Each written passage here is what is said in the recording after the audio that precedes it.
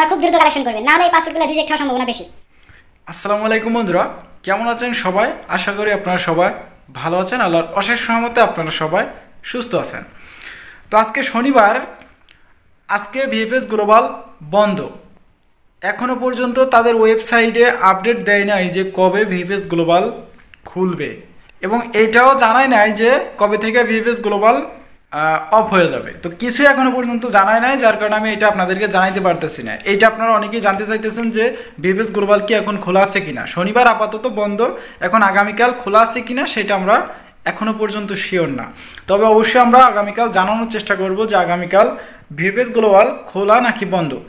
আচ্ছা, এখন আজকে একটা আপডেট আছে, সেটা হলো এই যে একটা মানববন্ধন, আবারও সেই মানববন্ধনের একটা আয়োজন তারা করতে চাইতেছে। তো কবে, কিভাবে, কখন কি করবে তারা মানববন্ধন, এবং এর সাথে দেখেন এই যে যারা পাসপোর্টগুলো রিটার্ন নিয়ে আসেন নাই, যাদেরকে রিটার্ন দেওয়া হয়েছে, যারা রিটার্ন নিয়ে আসেন নাই তাদের জন্য একটা আপডেট বর্তমানে দিতেছে অনলাইনে। তো এখানে কি বলা হইতেছে সেটাও কিন্তু আজকের এই ভিডিওতে ছোট্ট করে আলোচনা করা হবে। আজকের এই ভিডিওটা খুবই গুরুত্বপূর্ণ, খুবই। দেখেন এর সাথে কিন্তু আরও কয়েকটা আপডেট আছে, সেটা হলো এই যে যারা 25 সালে জমা করছেন, 25 সালে যারা জমা করছেন এদের কপাল পুড়ে গেছে, মানে এদের পাসপোর্টে একটা ভিসা লাগবে না, এইরকমই একটা ভিডিও আমি দেখলাম ইউটিউবে। তো এখন এই কথাগুলো কতটুকু সত্য সেটাও কিন্তু আজকের এই ভিডিওতে ছোট্ট করে আপনাদেরকে জানানো হবে। আজকের এই ভিডিওটা খুবই গুরুত্বপূর্ণ, আশা করতেছি শুরু থেকে শেষ পর্যন্ত দেখবেন। তো চলেন বেশি কথা না বাড়িয়ে আজকের এই ভিডিওটা শুরু করা যায়।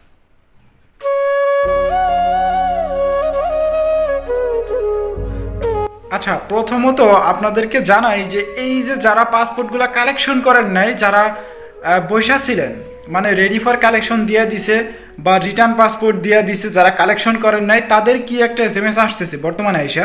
এই যে এখন দেখেন সকালবেলা একটা আমাকে ভাই দিয়া বললো যে ভাই আমার এরকম আসতেছে, এখন আমি তো কালেকশন করি নাই, এম্বাসি থেকে ফোন দিছিল কালেকশন করার জন্য, আমি তো পাসপোর্ট আনি নাই, এখন আমাকে অনলাইনে চেক দিলে এরকম একটা দেখাইতেছে। তো এখানে কি লিখছে দেখেন, your passport but decision involved application has been returned to the embassy as uncollected for more than 90 days।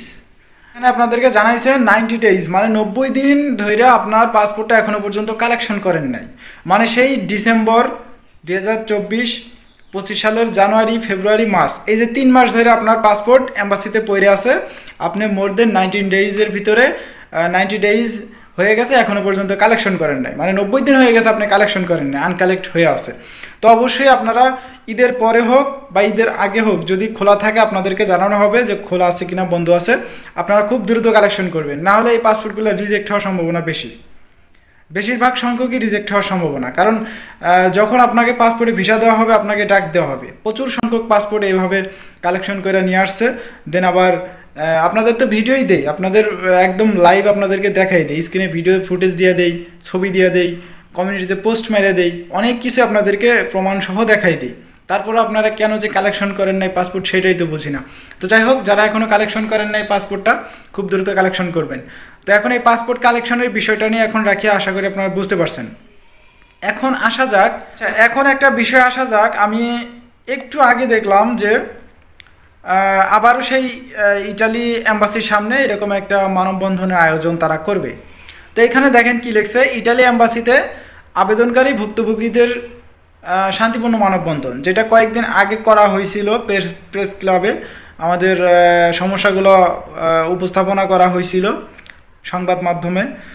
এখন তারা আবার মাঠে লাইভে যাবে ডক্টর ইউনূসের বাসভবনে, ঠিক আছে। তো এখন এখানে কি বলছে দেখেন, মানববন্ধন কর্মসূচি তারিখ 08/04/2025, এপ্রিল মাসের 8 তারিখে 2025 সালের, মানে এই সামনের মাসে ঈদের পরে 8 তারিখে তারা সকাল 9টায় উপস্থিত হইতে বলতেছে, যে এখানে তারা একটা মানববন্ধন করবে, ঠিক আছে। তো এখানে কি বলছে দেখেন, অনুরোধ করা হচ্ছে সকাল 10টায় শুরু হবে আমাদের কার্যক্রম। এই 10টার দিকে, সকাল 10টায়, মানে 9টায় যাইতে বলতেছে 8 তারিখে, এপ্রিল মাসের 8 তারিখ। তো তারা কার্যকর করবে, মানববন্ধন করবে। এখন এইটা ঈদের পরে আপনারা এই ডিসিশনটা ঈদের পরে নিতেন, এখন আপাতত একটু বন্ধ রাখতেন। আমি এটাই বুঝি না, কয়েকদিন আগে এটা নিয়ে কথা বলা হয়েছে, আপনাদেরকে একটা ভিডিও ফুটেজ দেখাইতেছে। হ্যাঁ, আচ্ছা, এটা যে কোথায় হয়েছে, কোথায় হবে, দেখেন এখানে লিখছে, তারা লোকেশন দিয়ে দিছে, প্রধান উপদেষ্টা ডক্টর মোহাম্মদ ইউনূসের বাসভবন, যমুনার সম্মুখভাগে। হ্যাঁ, তো এখানেই হয়তো বা হবে, তারা করতে চাইতেছে। এবার আমি আপনাদেরকে স্ক্রিনে একটা ভিডিও ফুটেজ দিতেছি, এইটা একটা পেজ থেকে কালেকশন করা, তার পেজটার নাম হয়েছে হয়তোবা Europe travel in the blog নামে একটা পেজ দেখলাম। হ্যাঁ, এইরকম একটা পেজ হবে। আমাকে একটা ভাই একটা ভিডিও ফুটেজ শেয়ার করলো যে ভাই এটা কতটুকু সত্য। দেখেন আপনাদেরকে একটা ভিডিও ফুটেজ দেখাইতেছি, আপনারা একটু ভিডিও ফুটেজটা লক্ষ্য করেন, স্ক্রিনে দিয়ে দিতেছি, ভালো করে শুনেন কি বলতেছে। 12 লক্ষ 15 লক্ষ 18 লক্ষ টাকা খরচ করতেছে, তারা জানে না যে নুরুল আওসাফ আসলে জেনুইন না। কিন্তু আমরা এদেরকে যখন এখানে টেক আপ করি, আমরা সিরিজ অফ মিটিং করেছি, মিনিমাম 15 থেকে 20টা মিটিং করেছি বিভিন্ন জায়গাতে। তাদেরকে বলেছি যে দেখেন এখানে যে ফরজারিটা হয়েছে এটার জন্য কিন্তু ওই লোকগুলো দায়ী না। আমাদের যারা নুরুল আওসাফের পিছনে 12 লক্ষ থেকে 20 লক্ষ টাকা খরচ করেছে, তা আপনারা একটা কিছু করেন যাতে এই লোকগুলো যেন তারা পায়, এখানে যেন আসার সুযোগটা পায়। আমরা যে দুটো বিষয়ের উপরে হলো মেইন ফোকাস করেছি, একটা বলেছি যে যারা জেনুইন নুরুল আওসাফ পাচ্ছে থাকবে তাদেরকে যেন তারা ভিসা দিয়ে দেয়, এবং যতটা তাড়াতাড়ি পারে যেন ওয়েটিং টাইমটা কমিয়ে যেন তাদেরকে ভিসা দিয়ে দেওয়া হয়। কিন্তু ইটালিয়ানদের একটা পজিশন আছে এবং সেটা স্বাভাবিক। আমি আজকে যদি আপনারাও ইটালিয়ান হতেন এই পজিশনটা নিতেন। তারা বলে যে দেখো, ভিসা দেয়া না দেওয়া it is our sovereign right.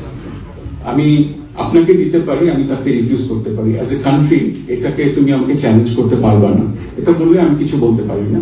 তারপরেও বলি যে দেখো, তোমার তো অ্যাটলিস্ট আমার এই লোকগুলো তো আসলে ইনোসেন্ট, তারা আসলে চিটেড, তারা আসলে মিসগাইডেড। তো তখন তারা বলে যে তারপরেও তো তারা দেশে আছে, এখানে এসে কাজ না পেয়ে থাকবে, ডিস্ট্রেস থাকবে, ওয়ার্কলেস থাকবে, এটা তো তার উপরে আরো হলো প্রেশার ক্রিয়েট করবে। তো এখন যে জিনিসটা আছে সেই জিনিসটা, যাই হোক, মোটামুটি আকারে আপনারা এই ভিডিও ফুটেজটা দেখে কি বুঝলেন? এটা নিয়ে, এই যে আটকা থাকা পাসপোর্টগুলো নিয়ে কিন্তু এখনো নাড়াচাড়া চলতেছে।